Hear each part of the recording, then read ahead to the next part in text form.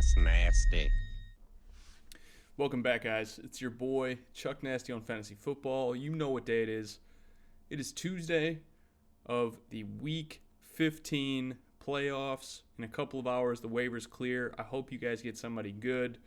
If you're in need of a running back this week, look up Boston Scott. Look up DeAndre Washington, especially in PPR. And look up Raheem Mostert, my boy, must start, who I've been talking about for weeks in this channel, if you need somebody. Hopefully you get everybody you need. I just wanted to apologize real quickly. Normally these videos drop about 4 hours earlier than they are today.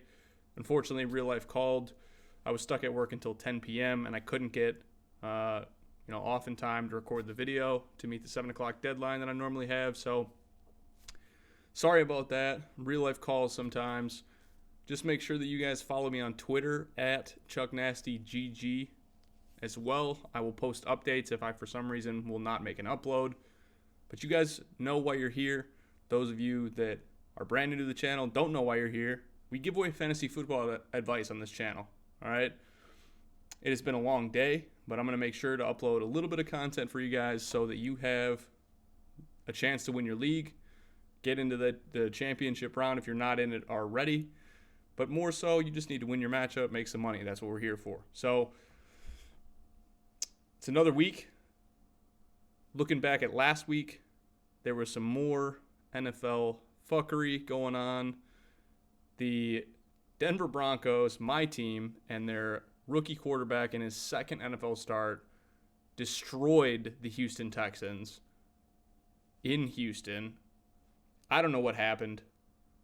It has been a weird year, but we're going to go over some of our projections from last week. A couple of streaming defense options for you guys this week in your playoff matchup. And any questions, as always, drop them down below in the comments. So the top pick last week was the Green Bay Packers. They had a good week. They won.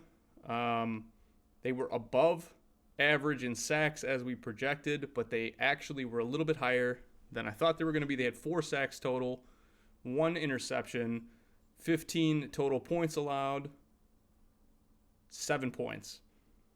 The point total could have been better. The game at the end, there were some points put up in garbage time for the most part, but Washington and Dwayne Haskins continue to turn the ball over. They don't have a good offensive line, and that yields some points to your defense. So that was the top pick last week for 7 points. I'm not thrilled with that, but I'm content. I mean, 7 points is okay. The other 2 picks did significantly worse. The Texans being one of them with that surprise upset against the Denver Broncos. They gave up 38 points. The Vegas handicap line makers only thought that the Broncos were going to score 16. They had 1 interception, 1 sack for 2 total points. In most league formats, they even went negative, but it was terrible. So I started the Texans in 4 of my leagues. Really, really unfortunate. I did end up getting wins. It was a nail biter in a couple of them, especially my higher stakes ones. But all 6 of my playoff bound teams are moving on into week 15, and we have another sweat this week.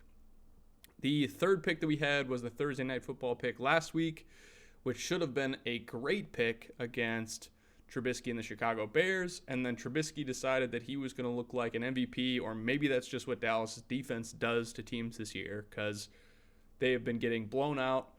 They don't look good. They don't look motivated. I think it's time to fire Jason Garrett, but ultimately, Trubisky looked great.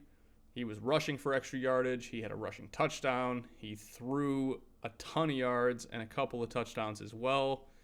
Vegas said they were going to have 20 points put up against them. They had 31. And I don't know what you can do about that. I mean, the logical reasoning was that Trubisky was not going to have a good matchup. Dallas' D has been pretty good, but clearly that's not the case. So Dallas' D had 2 sacks, 1 pick, 1 fumble recovery for a total of 5 points. It's not great. We'll take it. They're not negative, but I did not see that coming either. The picks for this week, the first pick that I have this week is the Kansas City Chiefs at home against my Denver Broncos. Here's the scoop.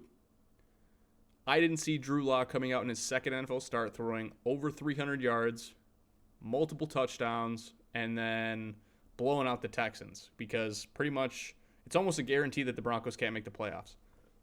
Now, they haven't been officially ruled out yet, but it's highly unlikely. They're more so getting an idea of what they're going to have for the future. Kansas City at Arrowhead plays very, very tough, all right? Vegas says that there is a 46-point over-under. The implied point total using the Kansas City line of favored by 9.5 says that the Denver Broncos are going to score under 18 points on the road at Arrowhead. This is the deal, all right? What we're doing here is we are doing probabilities that are going to pay off more often than they aren't, okay? We're taking the high probability picks, and a high probability pick is always to bet against a rookie defense, especially on the road, especially in a divisional matchup in a stadium that's tough to play in. I think that the Chiefs are going to be above average on sacks.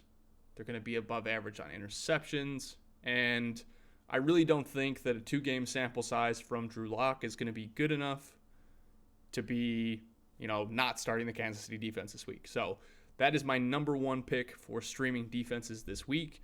My number 2 pick is the Seattle Seahawks against the Carolina Panthers.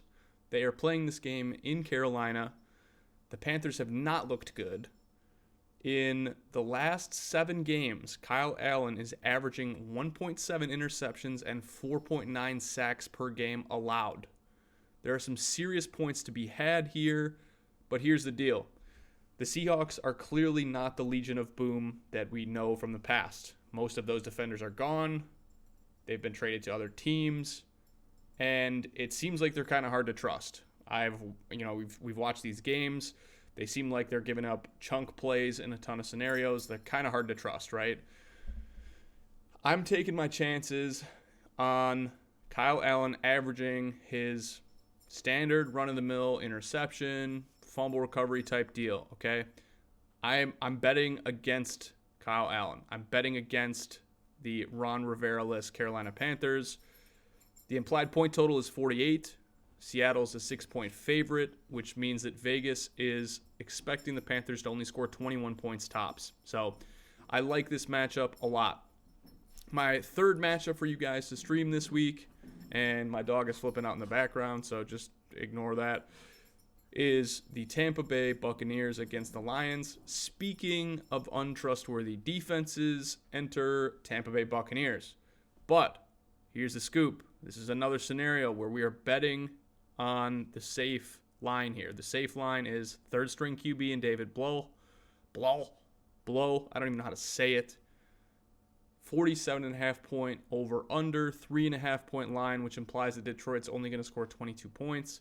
22 is on the higher end of the defenses that we want, right? Unless the D is going to get a ton of turnovers, they're going to lose points in higher implied point total games, which is why we use the Vegas line.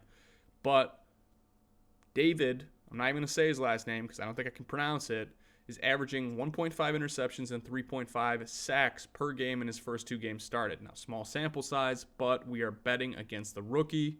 Tampa is vying for a potential, I don't think they can even make the playoffs, but they are vying for potential draft picks. They want to see what they have, and Bruce Arians is not the type of guy to give up just because they're out of the playoff race. So look for them to try to feast. They don't have Mike Evans this week, but they're going to have to play some better defense. They've been very, very good against the run. If they can get a couple of picks through the air and make the Lions hesitant to throw the ball, this is going to be a very good game for them. So, like the Buccaneers as my third option. As I mentioned before, Chiefs, Seahawks, Buccaneers below that. Another option would be the Giants. They have a decent matchup this week. They play the Redskins next week, which is pretty good too. So if you don't own the Giants this week and you want to grab them, it's not going to be a bad matchup this week. It's going to be an even better matchup against Dwayne Haskins and the above average interception rate of Dwayne Haskins. So stash them if you need them. But a team that I would not want to play this week, like there has got to be a better option, would be the Houston Texans. After what I saw last week getting blown up by Drew Lock, If you haven't been watching Ryan Tannehill and the Titans play, he is on fire, and it is quite evident that the Miami Dolphins were the problem and the reason for his lack of success thus far.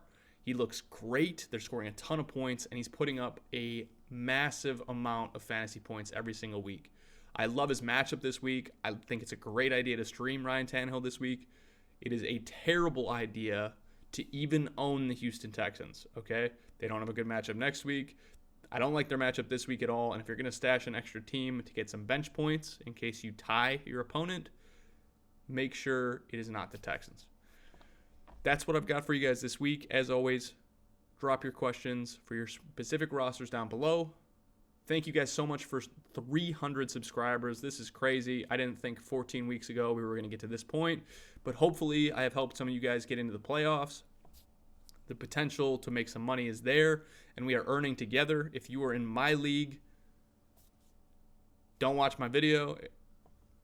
I mean, I don't actually know how many people are in my leagues are watching these videos, but hopefully none of them, because it has helped 6 of my 8 teams get into the playoffs with 2 seeds or higher.